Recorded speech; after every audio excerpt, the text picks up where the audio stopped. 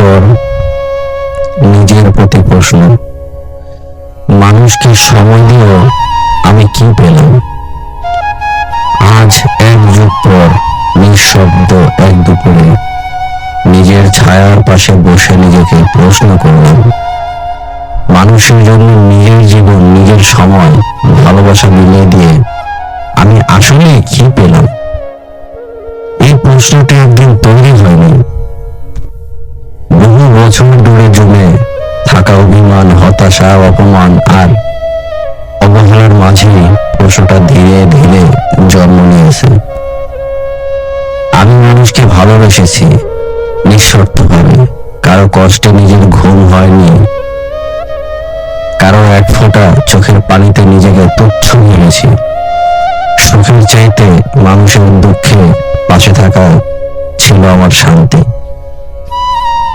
কিন্তু সময় কখনো কাউকে এক জায়গায় রাখে না, তাদের জন্য দিন রাত এক করে ছুটে গেছি। তারা একসময় বলে দিয়েছে তোমার উপস্থিতির দরকার নেই। যাদের হাসি ছিল আমার প্রাপ্তি, তারা এখন অন্য কারো পাশে দাঁড়িয়ে হাসে। আমি যে ভালোবাসা বিলিয়েছিলাম সেই ভালোবাসা আর ফেরত আসেনি। আমি যে সহানুভূতি দিয়েছিলাম তার জায়গায় এসেছে উপহাস।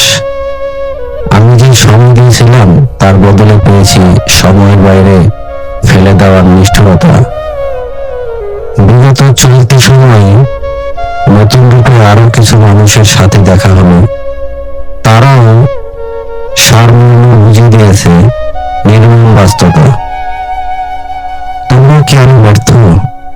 এই প্রশ্নের উত্তর আজ এক যুগ পর খুঁজে ফিরি। আমি ব্যর্থ নই, কারণ আমি মানুষ ছিলাম, মানুষের মতো অনুভব করেছি, ভালোবেসেছি, ভেঙে পড়ে আবার উঠে দাঁড়িয়েছি। আমার হৃদয় ছিল কোমল, সেই কোমলতা দিয়ে আমি মানুষ ছুঁয়ে যেতে চেয়েছিলাম।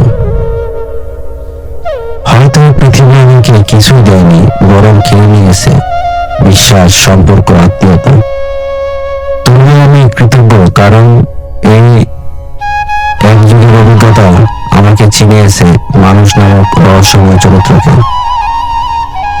আজ আমি বুঝেছি সব ভালোবাসার বিনিময়ে কিছু পাওয়া যায় না, সব ত্যাগের শেষে প্রতিদিন মেলে না।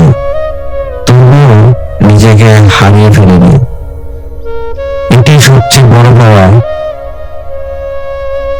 উপহার। জীবনে মানুষকে ভালোবাসা, সাহায্য করা, পাশে থাকা সবই মহান গুণ, কিন্তু বিনিময়ে কিছু পেলেও হতাশ হওয়া না, কারণ প্রতিটি নিঃস্বার্থ কাজ আমাদের আরো বেশি মানুষ করে তোলে। আজ এক যুগ পর দাঁড়িয়ে আমি গর্বের সাথে বলতে পারি আমি ভালো ছিলাম, ভালো থাকতে চেয়েছিলাম এবং ভালোবাসতে শিখেছিলাম। আর এই গল্পটা একজন ভাইয়ের কাছ থেকে নেওয়া। এরকম যদি আরো কোনো গল্প আপনাদের থাকে অবশ্যই আমার সাথে শেয়ার করবেন, যাতে আমি সে গল্পটা মানুষের সামনে তুলে ধরতে পারি। আর এইভাবে যাতে কাজ করে সকলের সাথে মিলে যেতে পারি, আর এই কেমন এই দয়া করবেন। আর এই গল্পটা পাঠিয়েছে এক ভাই, তার নাম বলতে না করছে, তার জন্য ওটা বললাম না। ভিডিওটা ভালো লাগলে অবশ্যই শেয়ার করে দেবেন। ধন্যবাদ, আসসালামু আলাইকুম।